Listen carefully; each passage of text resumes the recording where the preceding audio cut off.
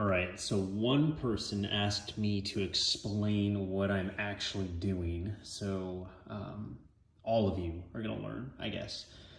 So what this is a planing jig.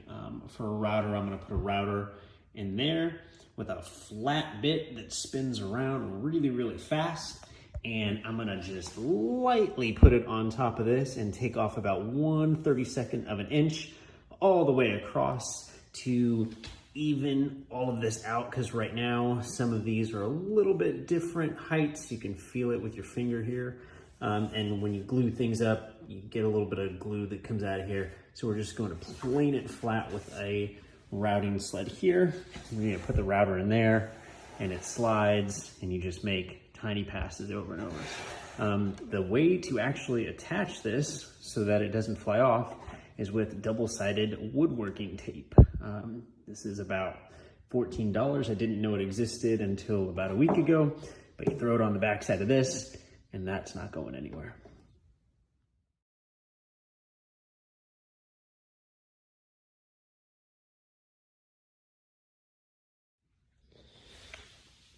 So normally, since I only had a random orbital sander, to get this flat,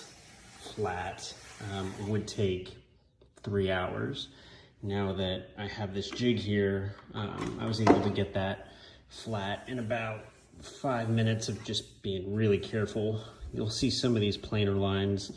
That's because I jerry-rigged this and it's not perfectly level, but that's, I mean, I can actually sand that out in about a second. It's not gonna be a big deal. This is just a ton of scrap that I had. I hate wasting scrap, so I'm actually going to sand this in a little bit, but first I'm actually gonna take it to the bandsaw and make kind of a wacky design out of it. And then I will sand it to probably 320. Just peace of mind, if you do this, make sure you wax these. I wax these with paste wax. And these are pretty big router bits here. So you do want to make sure that you let it get up to speed first and go pretty slow. Even at 2¼ horsepower, this will tend to stall if you try to make too big a pass out of this thing. So another thing is I made my bench on wheels. It's mounted next to, a router table is actually mounted on the side there. But since I don't have proper actual working space, I have this on wheels and I actually moved my bench out towards the end of the garage there. So that when I'm working, I can just blow all the sawdust out with a leaf blower. So this is the back side. I'd actually already planed this side, but this is that double-sided tape I was talking about. You literally can just peel this off and it doesn't leave any residue, which is wonderful. So I'm gonna rip this one off. I'm gonna take a pencil and I'm gonna draw the design that I'm thinking about on here. And then I'm gonna take it to the bandsaw using this little blade right here. I believe this is 3/16 of an inch. It's got 3 teeth every inch. And the reason that's important is because this big gap here is gonna fill with sawdust and it's gonna get really, really hot. And the more teeth you have makes this blade become extremely hot, and it'll burn your wood or it'll just move a bunch on you and you get a really ugly cut. So good blades make all the difference in the world. This is a pretty tiny bandsaw. It's just a benchtop version. Not a ton of horsepower. I'm really only able to cut about 5 inches deep if I need to. I could probably have an entire video on how miserable it is to set up a bandsaw if you don't know the right way, and even still not fun if you do know the right way. But I'm gonna go ahead and tension this and get this ready to go. And hopefully I don't screw up my piece too bad, because I don't wanna do another one. All right, so I got pretty lucky. I didn't need to readjust too much of this. You'll notice that bandsaw blade needs to be within about a hair's distance of each of those. If it's too close, it is going to burn up the blade there. You'll also notice that back part, if I can get it in, see, you don't want it to actually touch, but it will just a little bit if I need it to. Those bearings will keep everything in place. You have to track a bandsaw, which means that when this spins, it actually needs to stay where the gullets are in the middle right there. And it's got to do that on both wheels. If you don't tension it right, it could come off whenever you're doing this. But you can look at it, you can see that it's going to stay in place there, which is great.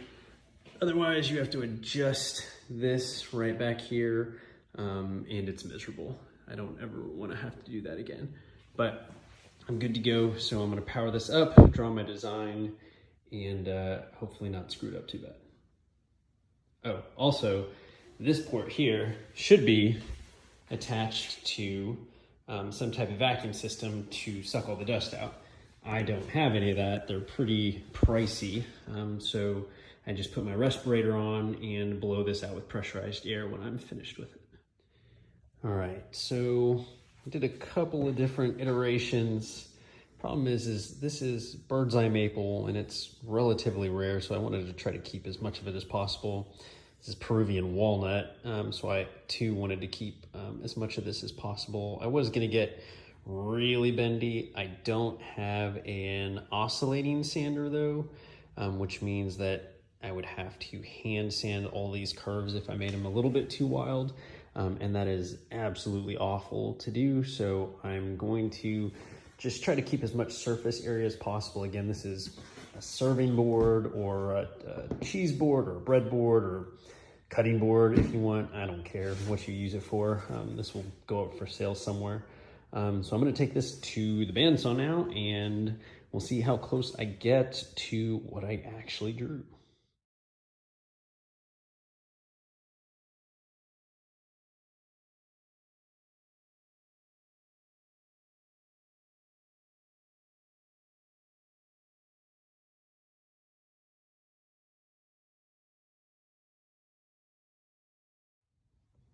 All right, so I got relatively close. I only made a couple stupid mistakes, but you'll notice that the bandsaw leaves some pretty ugly marks on the side. Normally with the correct type of oscillating sander, they're about 300 bucks. I could probably smooth this out in a minute or two. But since I don't have one of those, I'm gonna have to take a hand sander, a hand file, hand rasp, and a little bit of my random orbital sander to round some of this stuff off and take this away. It sucks. It's the worst part of all of this. I should probably buy one of those types of sanders, but making this pretty is gonna be the worst part of the whole thing. So anyway, again, used this guy to take care of all that. Probably got not too much sawdust in there, but I'll still have to blow this out. You'll notice that I had a headlamp on. That's because this garage only has this light right here. So I use the headlamp to get actual decent lighting on exactly what I'm looking at here. This cuts straight down, so it doesn't actually pull in, but it will cut your finger off if you get it too close. So good rule of thumb is to always know where your fingers are in relation to anything that can cut them off. All right, so I've got 80 grit sandpaper here. I'm gonna attach it to this cheapo random orbital sander, and I'm going to attempt to knock down some of these uglier curves here. I have to be really careful. I can't actually get in there, not to knock these down too much. Otherwise, I'm gonna have to take it to the bandsaw and actually recut all of this. So again, wish me luck.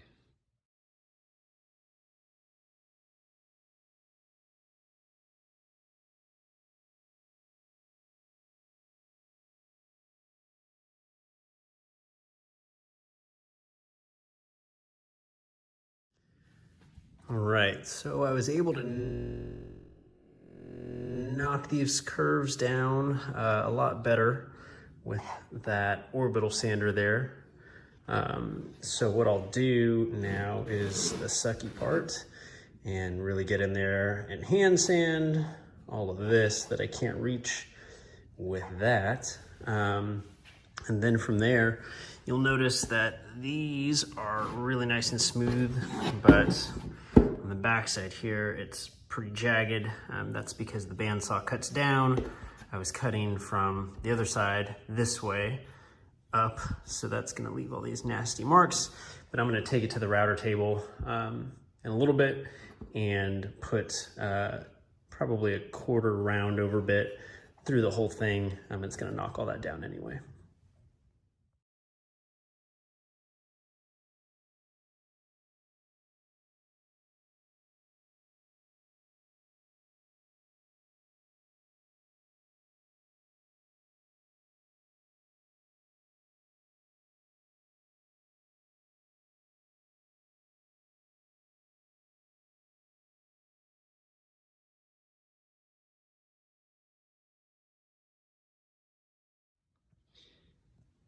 So I went in and hand sanded this stuff right here. The trick is to get 80 grit sandpaper, and I actually have some sprinkler tubing that's a little flexible, not much. Wrap the 80 grit around there, and because of its round shape, I'm able to actually get some decent pressure on the workpiece right there.